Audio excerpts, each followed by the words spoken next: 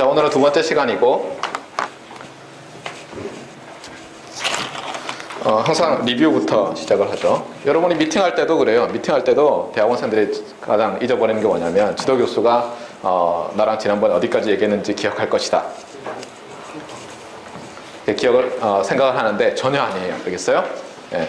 대학원생이 한 명 이상만 되면 그렇죠? 한 명이라도 포함하죠. 그렇죠? 뭐 얘기했는지 기억을 못하는 게 지도 교수니까 여러분이 반드시 교수님을 뵈면 지난번까지는 뭘 했습니다. 이번에 뭘 하고 그랬습니다. 이렇게 요약을 해드려야 돼요. 알겠어요? 나중에 어떤 조직에 가서도 마찬가지예요. 브리핑을 잘해야 된다고요. 저는 잘 못하는 편이에요. 그렇죠? 제가 갑이고 여러분들이 을이기 때문에. 그래서 한번 리뷰를 해보겠어요. 요게 제일 중요한 벤 다이어그램이에요. 그러니까 이 과목 제목이죠. 그렇죠? 어떤 학교에서는 어떻게 되어 있냐면 디텍션 티어리 이렇게 해설돼요. 어떤 학교에서는 에스티메이션 티어리, 어떤 학교에서는 디텍션 앤 에스티메이션 티어리. 그러니까 예를 들면 디텍션 티어리는 요것만 가르쳐요. 에스티메이션 티어리는 요것만 가르치고 디텍션 앤 에스티메이션 티어리 1이라고 되어 있는 과목을 저는 대학원 때 들었어요. 그런데 어떤 학교에서는 Statistical Signal Processing 그래가지고 요걸 주로 가르치는데 아닌 것들도 가르쳐요. 예를 들면 저도 그렇게 하겠지만 예를 들면 리스트 스퀘어나 아니면 스펙트럴 에스티메이션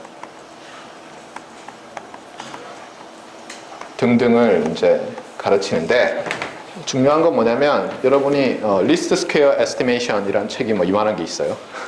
알겠어요? 그러니까 이게 절대로 이 전체에서 중요도를 말하는 게 아니에요. 알겠어요? 여러분은 Statistical Signal Processing이라는 전체 큰 집합 중에서 굉장히 작은, 알겠어요? 그걸 배우고 있어요. 항상 겸허한 마음을 가지셔야 돼요. 어쨌거나 이렇게 돼 있어요. 이걸 반드시 기억을 하세요. 그래서 적어도 여러분이 듣다가 내일 좀 드랍을 하더라도 교수가 그러는데 Statistical Signal Processing에서 특히 Estimation과 Detection을 그 과목에서는 가르친다고 하더라 라는 걸 기억하면 되겠고, 특히 이 두 개는 어떻게 구별한다고요? 어떻게 구별하죠? 그림이 하나 더 있죠. 그렇죠? 우리가 뭔가 소스가 있어요. 그렇죠? 여기서 observation이라는 게 나와요. 그 다음에 우리가 어떤 inference 머신을 만들어서 뭘 하고 싶은 거죠? 소스가 어떤 세타라는 놈을 갖고 있는데 걔를 알아내려고 하는 거예요. 그래서 세타의 추정치를 inferred value를 알아내려고 하는 게 목적이에요. 물론 여기는 이제 뭐 필요도 없지만 완결성을 위해서 뭐 sync 이렇게 씁시다. 네. 그러니까 이걸 보고 얘를 알아내는 게 목적이에요. 그렇죠? 그런데 이 녀석이 그냥 아무 정보도 없는 게 아니라, 그렇잖아요? 네. 아무 정보도 없는, 예를 들면 이런 거죠. 아무 정보도 없는 게 뭐예요? 미래의 히스토리가 어떻게 될 것 같으냐? 좀 막막하죠. 물론 그것도 어떻게 매스메티컬 모델을 하면 에스티메이션 문제가 될 수도 있겠죠. 근데 지난 시간에 얘기한 건 뭐냐면 요 세타가 어떤 finite set이나 countable set, 알겠어요? countable infinity일 수도 있어요. 그런 set으로부터 나온 거면 우리가 뭐라고 부른다? 이런 inference 문제를 detection이라고 부르기로 했고, 만약에 어떤 set에 속하는데 그 set이 uncountable set이에요. 예를 들면 인터벌처럼 continuum이거나 이러면은 우리가 그걸 어떻게 부르겠다? 에스티메이션 문제라고 부르겠다는 거예요. 알겠어요? 요거까지는 확실히 기억을 해야 돼요. 그 다음에 요 그림이 이제 중요한데 제가 빼먹을 뻔했어요. 그렇죠? 이게 첫 번째고 여러분이 기억해야 될게요. 여기 두 번째, 세 번째인데 여기서 보면 키가 뭐예요? unknown parameter to be estimated. 그 다음에 observation. 맞아요? 네. 요게 주어지는 거 아니에요? 이건 우리가 할 거고. 주어지는 거의 성질에 따라서 문제를 분류할 수 있어요. 근데 observation이 시그널이죠. 우리는 일렉트리컬 엔지니어로서 시그널즈 앤 시스템즈에서 배운 그 아이디어를 계속 밀어붙이는 거예요. 그러니까 observation을 시그널이라고 모델링해요. 물론 랜덤 시그널이에요. 이게 랜덤이기 때문에 우리가 statistical inference, statistical signal processing을 하는 거예요. 랜덤이 아니면 이런 과목을 할 게 아니라 다른 과목을 해야죠. 네. 그래서 일단 얘는 랜덤이에요. 얘는 랜덤이니까 잊어버리고 다만 랜덤 시그널인데 그것을 모델링하는 게 뭐가 있느냐? 우리가 시노미 시스템에서 디터미니스틱 시그널을 모델할 때도 어때요? 스칼라, 벡터, 매트리스, sequence of scalars, sequence of vectors, sequence of matrices, 그다음에 waveform, continuous time 시그널이죠. continuous time 시그널인데 그게 스칼라 밸류를 가질 때가 있고 벡터 밸류 가질 수도 있고 매트리스 밸류를 가질 수도 있어요. 그다음에 필드일 수도 있죠. 예를 들면 x, y, z에 한 값이 주어지는데 그게 랜덤이에요. 예를 들면 랜덤 필드, 랜덤 포텐셜 필드가 있다고 해보세요. 일렉트리컬 필드가. 그런 건 어때요? 그냥 원 디멘셔널 시그널이랑 다르죠. 그렇죠? 그런 것도 가능하고 에러 컨트롤 코딩하는 많은 사람들은 어떤 걸 써요? 어떤 걸 써요? 폴리노미알도 시그널을 모델링하기 위해서 써요. 그렇죠? 예. 놀랍지 않아요? 매터매티컬 엔티티를 여러분이 많이 배우면 배울수록 어때요? 새로운 신호 모델에 적용해서 지금까지 없던 이론을 만들 수 있어요. 그래서 여러분이 이제 승천하는 거예요. 용이 돼서. 알겠어요? 당장은 이제 뭐 승천의 목표가 졸업하는 거겠죠. 그래서 어쨌거나 그래서 이 녀석을 이제 여러 가지로 모델링 할 수 있는데 스칼라는 빼겠어요. 왜냐하면 벡터의 특별한 케이스고 너무 간단하기 때문에. 그래서 벡터 시퀀스에서도 여기선 주로 시퀀스 오브 스칼라즈를 생각하는 거예요. 알겠어요? 벡터의 시퀀스가 아니라. 근데 물론 확장하기는 쉬워요. 어렵지 않아요. 예. 그래서 확장은 안 해요. 이 과목에서.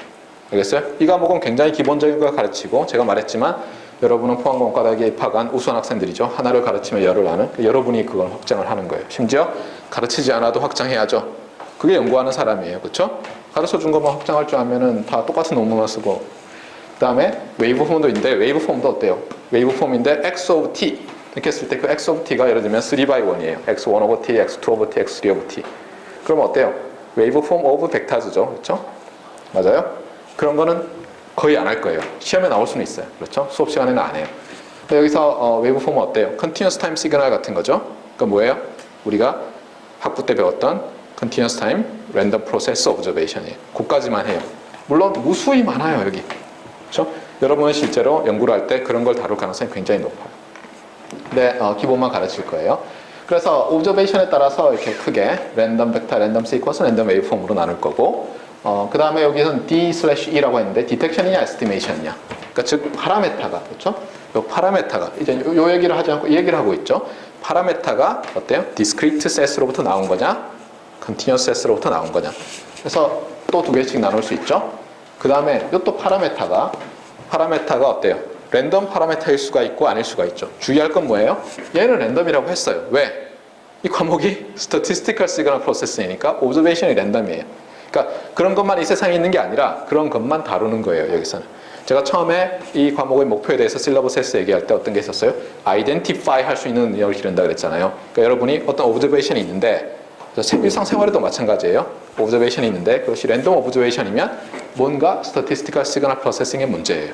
알겠어요? 그게 주식에 대해서 여러분이 투자하는 거든 뭐든 간에. 알겠어요? 근데 그게 랜덤이 아니잖아요. 그러면 다른 툴들을 써야 돼요. 다른 이론들을 써야 되니까 여러분이 딱 봤을 때 아이덴티파이를 딱 할 수 있어야 돼요. 알겠어요? 그 다음에 여기 나와 있지만 이게 랜덤이냐 아니냐에 따라서 랜덤, 넌 랜덤, 랜덤, 넌 랜덤 쭉 나누니까 어때요? 3 곱하기 2 곱하기 2 해서 12가지가 있고 이 순서대로 제가 진도를 나가요. 이렇게 많이들 안 해요. 교과서에서. 알겠어요? 예. 저도 이렇게 안 배웠어요. 이건 제가 만든 거예요. 리오가나이즈를 하고 이렇게 해가지고 이렇게 해보니까 좋은 게 뭐냐면 여러분들이 배우고 나면 그래도 좀 체계가 서요. 참고로 제가 대학원생일 때 여러분처럼 저는 이제 석사 2학년 1학기 때 이 과목을 들었어요. 예. 그때 고백을 하면 수업을 다 듣고 나서도 문제를 딱 봤을 때 이게 디텍션 문제인지 에스티메이션 문제인지 몰랐어요. 알겠어요? 여러분들은 저보다 나을 수 있을 거라고 생각해요. 제가 강조를 했으니까. 저는 언제 그러면 좀 정리가 됐느냐? 저희는 퀄리파잉 에그잼이 포항공대처럼 학부 거 중심으로 안 되고 대학원 때 배운 과목으로 봤어요. 그래서 이제 과목이 5과목이었는데 그래서 막 준비를 하고 있었어요. 얘도 포함되어 있었어요. 근데 갑자기 제가 볼 때쯤부터 4과목으로 줄었어요. 그래서 다른 과목을 빼고 이걸 공부했어요. 저는. 이게 어려운 과목이라서 응시하는 학생이 거의 없었죠. 근데 일부러 봤어요. 그러면서 정리를 했어요. 쭉. 그러면서 이게 이런 거였구나. 알겠어요? 그럼 무슨 말이냐면 여러분이 굉장히 열심히 해도 그렇죠? 여러분이 굉장히 열심히 해도 이해하기 쉽지 않은 부분이에요.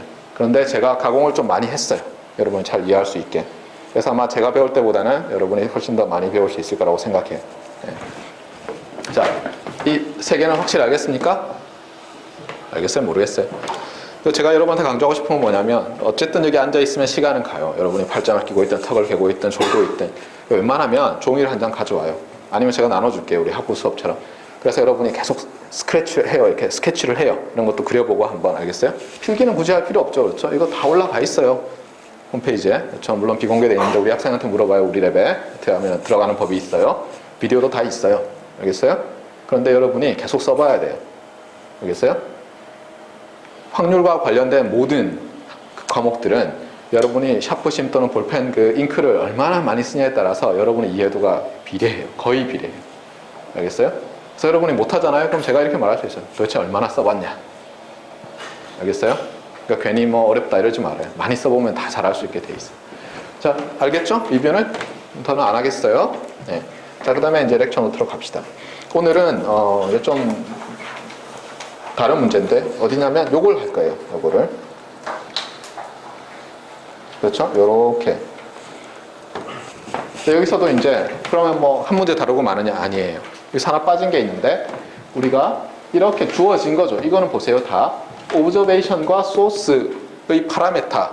그렇죠? 그러니까 소스가 내는 파라메타와 소스가 내는 파라메타와 소스가 내는 오브저베이션의 프로퍼티로 나눈 거죠. 그런데 우리가 이걸 디자인할 때 최적화를 한다고 했잖아요. 최적화를 할 때는 항상 옵티멜리티 크라이티리언을 정해야죠. 옵티멜리티 크라이티리언은 누가 정해요? 디자인하는 사람이 정하는 거예요. 어떻게? 이게 어려워요. 어떻게 정해요? 그때그때 달라요죠. 그렇죠? 여러분이 어떤 걸 중요하게 생각하면 그거를 맥시마이즈 하는 거예요. 여러분이 어떤 걸 제일 싫어하면 걔를 미니마이즈 하는 거예요. 여러분이 이거랑 이거랑 둘 다 좋아요? 그럼 어떻게 해요? 예를 들면 썸을 해서 맥시마이즈 하는 거예요. 스퀘어 썸을 해서 맥시마이즈 할 수도 있고. 그런 크라이테리아는 여러분이 어느 정도 저스티파이만 하고 나면 어때요? 다른 누가 챌린지 하기가 어려워요. 저스티파이를 안 하고 막 쓰면 말도 안 돼. 이러고 바로 리젝트죠. 그래서 여기서도 어떻게 되면 여러 분류가 있는데 옵티멜리티 크라이테리언. 얘를 우리가 어떤 옵티멜리티 크라이테리언에 따라서 디자인하느냐에 따라서 결과들이 달라요. 그런데 그것들도 또 묶일 수가 있어요. 그래서 오늘 그걸 배우기 위해서 첫 번째 이그젬플을 보는 거예요. 여러분들이 어느 정도 익숙할 거예요. 통신을 했던 사람들이면. 제목은 맵 디텍션이에요. 지도란 뜻이 아니에요. 그렇죠? 대문자로 썼죠. 소문자가 아니라. MAP 디텍션 해야 되는데 본래 에크로님들은 이렇게 줄임말들은 본래는 어때요? 그냥 단어로 읽으면 안 되죠. 원래는 안 돼요. 알겠어요? 에크로님은 읽으면 안 되는데 사람들이 읽어요. 왜냐하면 편하니까. MAP 디텍션 하는 것보다 맵 디텍션 하는 게 편하죠. 그러다 보니까 간혹 가다가 좀 문제가 생겨요. 예를 들면 논문을 쓸 때 앞에다가 그렇죠? 예를 들면 내가 어떤 그러니까 하나의 맵 디텍션 뭐 디텍터를 제안한다 이렇게 할 때 어라고 써야 돼요? on이라고 써야 돼요? 저걸 MAP로 읽으면 unMAP죠. 그렇죠? 그러니까 on이라고 쓰는 게 맞죠? 근데 이걸 맵이라고 읽으면 어때요? 맵 디텍터죠. 미치겠어요. 그렇죠? 네. 그때는 어떻게 하면 되죠? 어떻게 하면 돼요? 그렇죠. 구글에다가 맵 디텍터 해서 쫙 찾아보면 개수가 나오죠. 그거랑 맵 디텍터 해서 딱 하면 개수가 나오죠. 봐서 많은 쪽으로 하면 대충 맞아요. 네. 구글을 잘 이용하세요. 제가 대학원생 때는 없었어요. 구글이 제가 졸업할 때쯤에 나왔어요. 그렇죠? 그전에는 막 이렇게 이상한 사이트 검색 이런 말 하면 안 되죠. 하여튼 이상한 검색 엔진들이 있었는데 별로 안 좋았어요. 근데 지금은 여러분이 논문을 쓸 때 굉장히 도움을 많이 받을 수가 있어요. 좀 의심 가는 구문이 있잖아요. 그럼 쳐봐요. 그렇게 아무도 안 쓰잖아요. 쓰지 말아요, 여러분. 알겠어요? 자, 어쨌거나 그래서 맵 디텍션이라고 읽겠어요. 맵 디텍션은 좀 전에 말한 어떤 거예요? 벡터 오브저베이션인데 사실은 벡터 오브저베이션이 아니라도 맵 디텍션들은 할 수 있어요. 벡터 오브저베이션은 사실 중요하지 않고 중요한 건 뭐예요?